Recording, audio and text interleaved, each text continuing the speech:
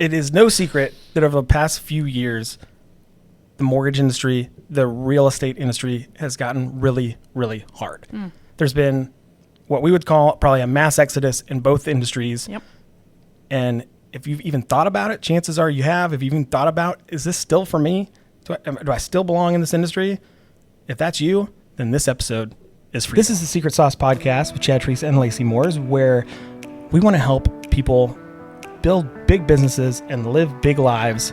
And we think that there's not a magic bullet for doing that, but there is a secret sauce. So a lot of these are going to be just the ingredients that can help you make up a secret sauce to build a big business and live a big life.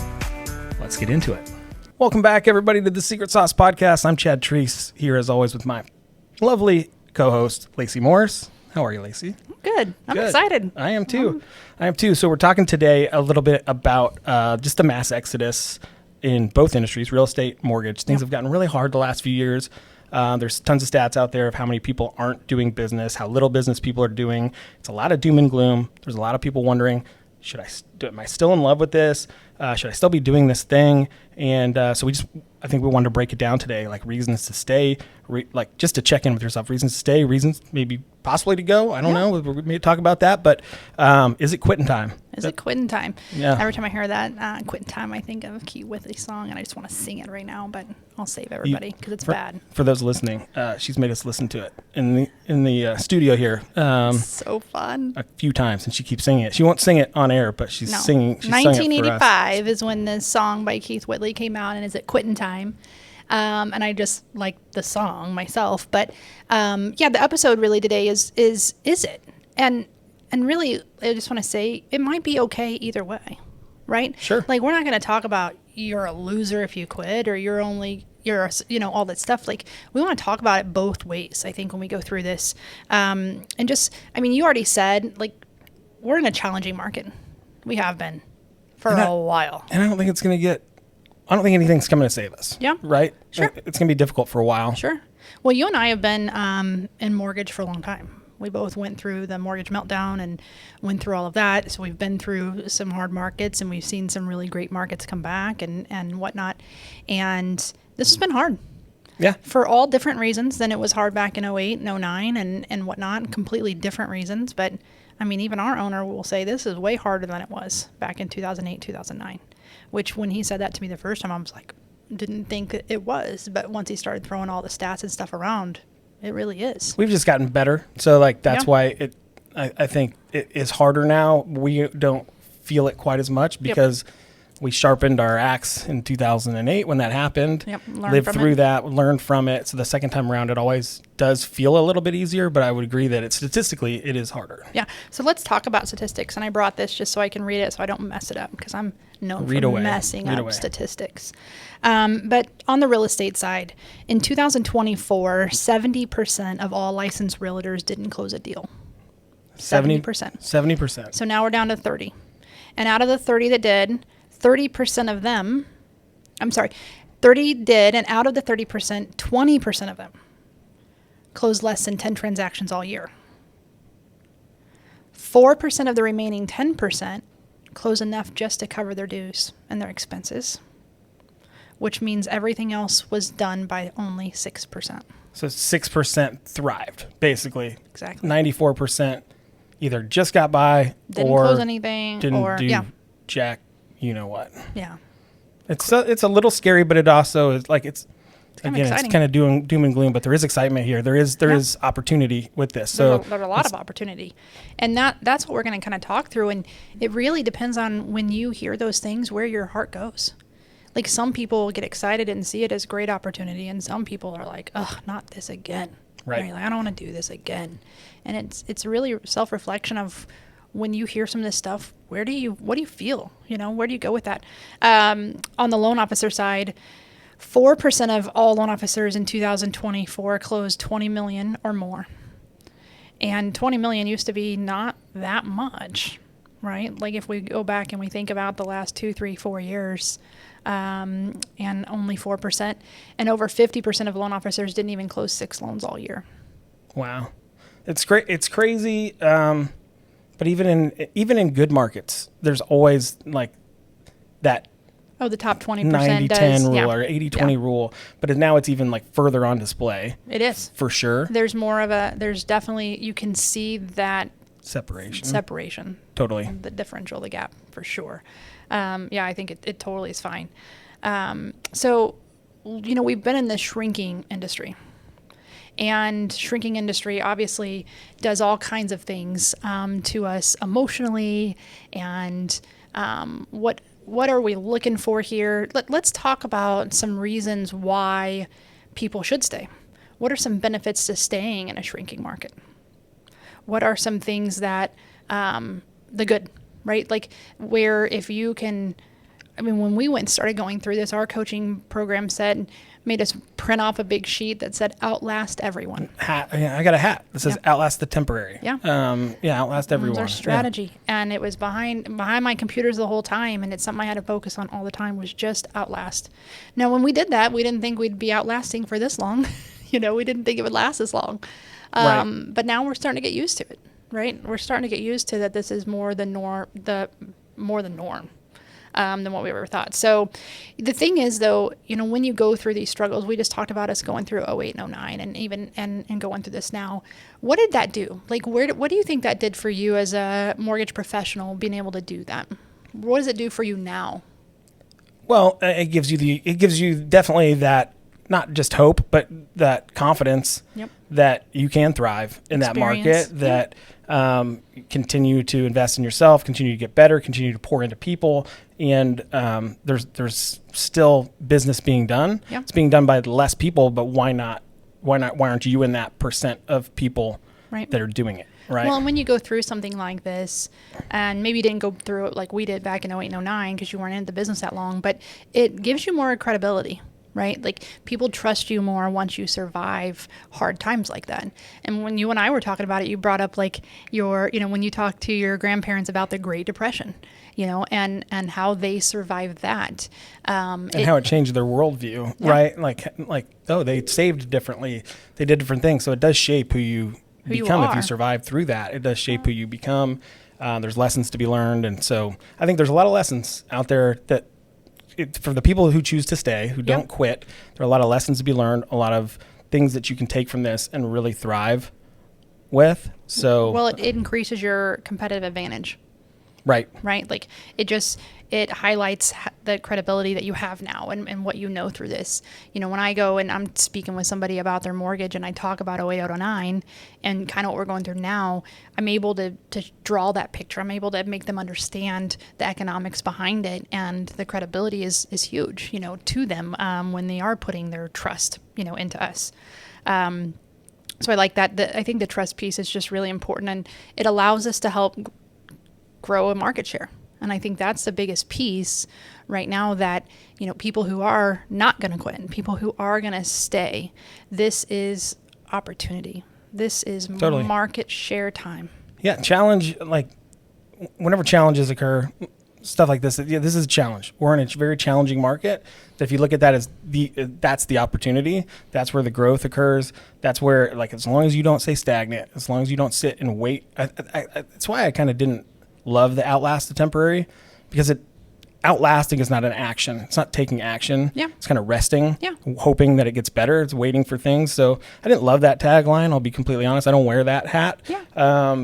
It didn't do it for me. I think that, like, people waiting to outlast this are not in that percentage of people who are thriving in it right now. Sure. Right? Like, I can see that perspective. Embrace the challenge. Yeah. And get better. Right. Like, get better, sharpen your sword, do all the things that it takes, grow, learn, and there is business to be had. And there's fewer and fewer people are leaving in droves, right? So go get that business that they were going to get. Go get the business that they were going to close for their aunt. They close maybe one deal a year.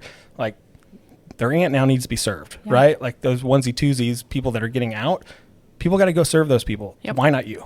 Right. Why not you? And why not be part of that group that's taking more of that share, more of that market share, being part of the group that we just said that is the separation, right? Like your business is going to only separate when you do that. So it's exciting. I mean, it's a lot of opportunity.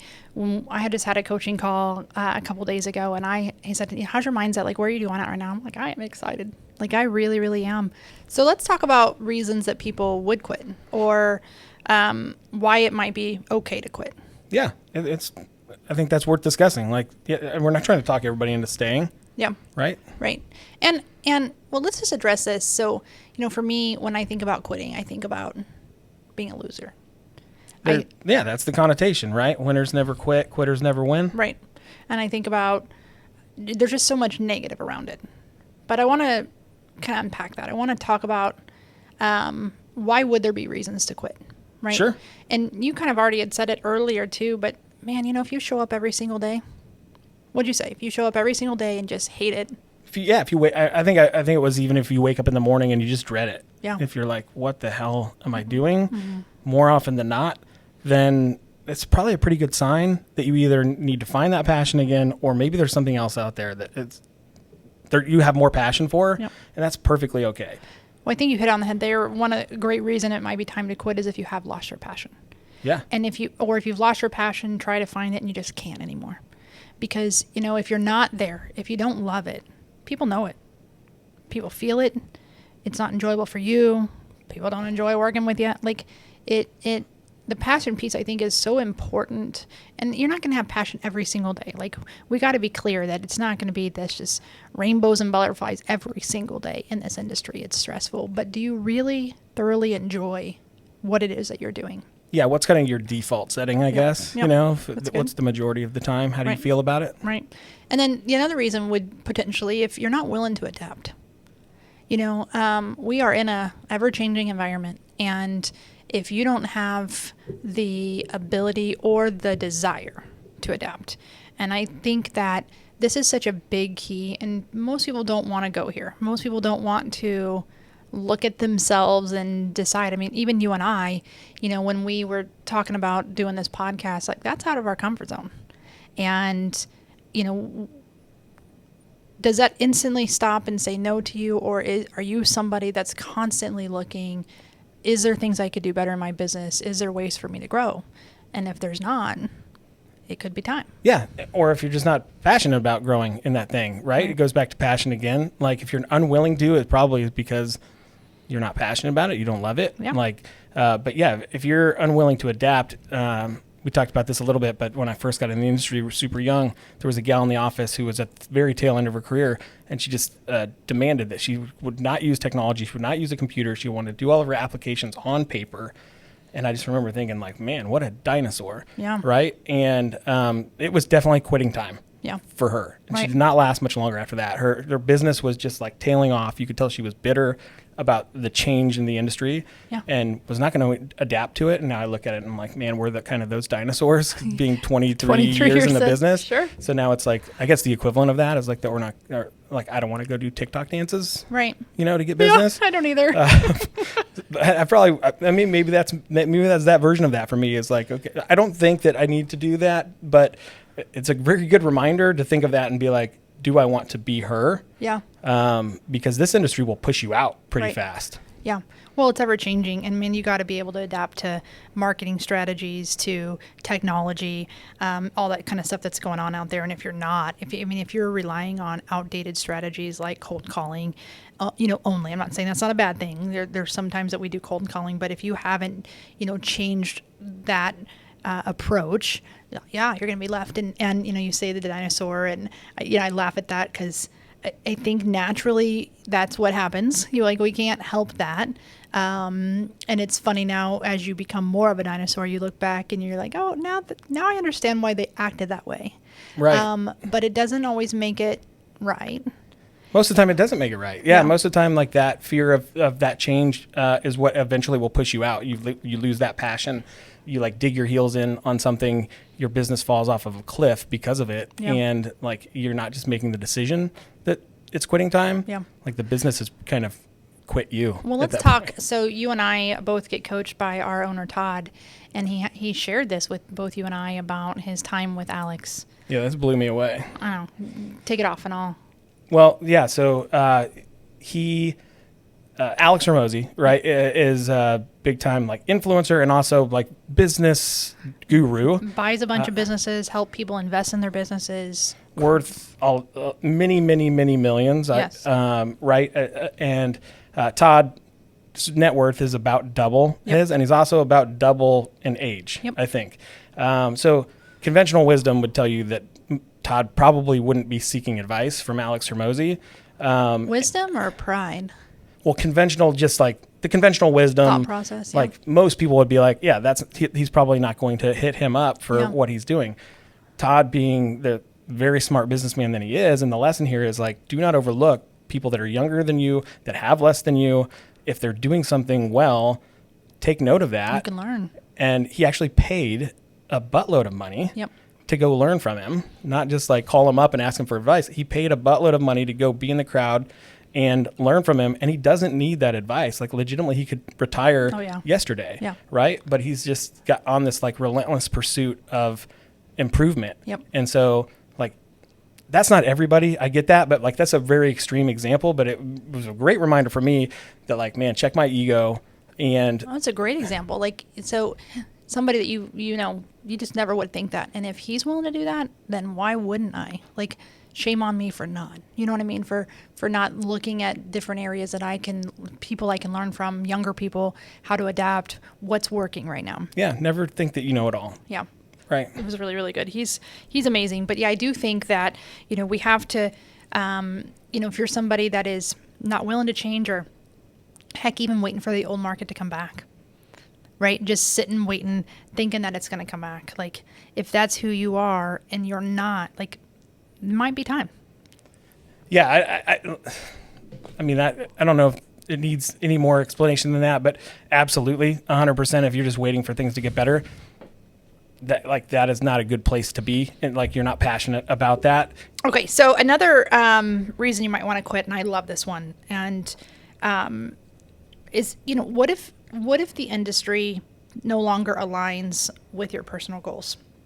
Like if you no longer, your life goals, your family goals, your health goals.